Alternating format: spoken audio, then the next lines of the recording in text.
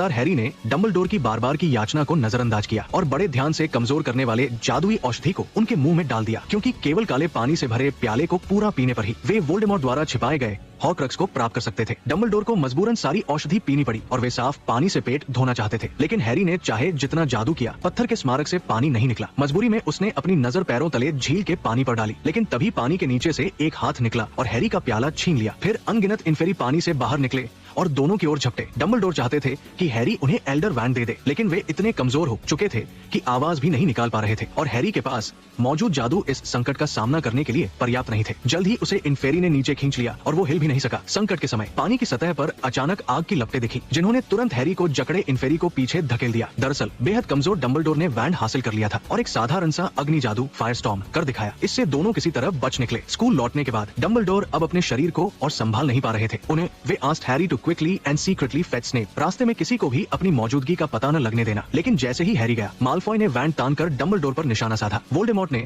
माल्फॉय के पूरे परिवार की जान की धमकी देकर उसे प्रिंसिपल की हत्या का काम सौंपा था। इसके लिए उसने दो तरफा टेलीपोर्ट करने वाला वैनिशिंग कैबिनेट ठीक करवाया था, जिससे डेथ ईटर्स हॉगवर्ट्स की सुरक्षा को चकमा देकर स्कूल में घुसाए। डंबलडोर ने माल्फॉय को वापस लौटने की सलाह दी, लेकिन माल्फॉय ने एक जादू डिसआर्मिंग चार्म से डंबलडोर के हाथ से एल्डर वैंड छीन लिया। हैरी ने ऊपर माल्फॉय को देखा और मदद करने की सोची, लेकिन पाया कि बेलाट्रिक्स और अन्य ने डंबलडोर को घेर लिया था। तभी हैरी ने देखा कि स्नेप भी वहां पहुंच गया। उसने चुपके से इशारा किया और माल्फॉय को रोकने के लिए ऊपर गया। डंबलडोर ने हैरी को इशारे से कोई हरकत न करने को कहा, फिर स्नेप को संकेत दिया कि वो अपनी जान लेकर वोल्डेमॉर्ट के प्रति वफादारी साबित करे। डंबलडोर को ऊंची इमारत से गिरते देख मेरे मन में गहरा दुख हुआ। भाइयों, बेलाट्रिक्स ने उत्साह से आकाश में डार्क मार्क छोड़ा, फिर उत्साहित चेहरा लिए माल्फॉय और अन्य के साथ भाग निकली। हैरी को विश्वास नहीं हुआ कि स्नेप ने डंबलडोर को मार डाला। वो तुरंत बदला लेने के लिए उनके पीछे दौड़ा। तब बेलाट्रिक्स ने हैग्रिड की झोपड़ी जला दी और पागलपन में डूबी थी। हैरी को बिना डर के आगे आते देख उसने उसे एक झटके में जमीन पर गिरा दिया। सौभाग्य से स्नेप ने कहा कि हैरी को डार्क लॉर्ड के लिए छोड़ देना चाहिए, इसलिए बेलाट्रिक्स ने उसे नहीं मारा। नाराज हैरी ने खड़े होकर स्नेप पर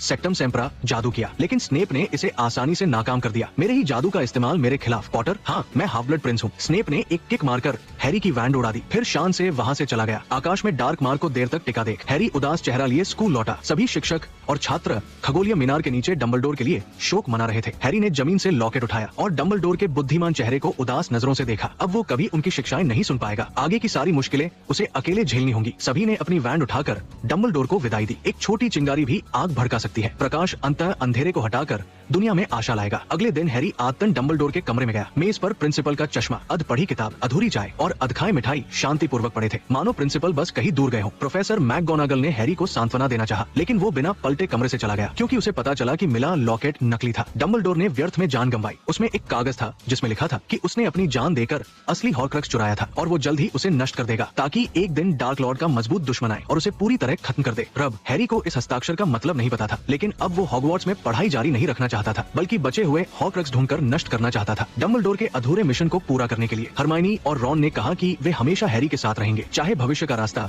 कितना भी खतरनाक हो। सभी मिलकर उसका सामना करेंगे। यहीं से हैरी पॉटर और हाफ ब्लड प्रिंस की कहानी समाप्त होती है।